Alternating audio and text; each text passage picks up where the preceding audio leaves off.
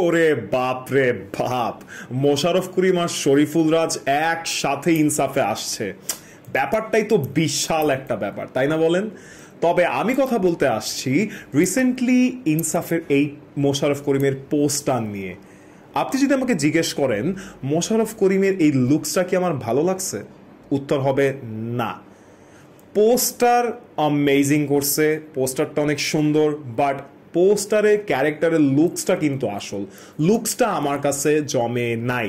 আমার কাছে লাগছে সে একটা গ্রে ক্যারেক্টার এখানে প্লে করবে। So as a grey character আপনি আপনার ক্যারেক্টারকে যত পারেন তত বেশি ভয়ানক দেখান।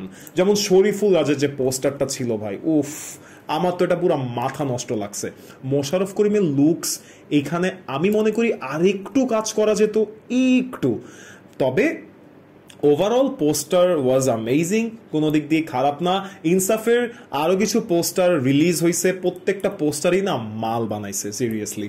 বাট হ্যাঁ, মোশাররফ করিমের এই লুকস নিয়ে পড়ে থাকলেই হবে না, পুরো মুভি একদিকে আর একটা সিঙ্গেল পিকচার পোস্টারে সেটা নিয়ে জাজ করা যাবে না।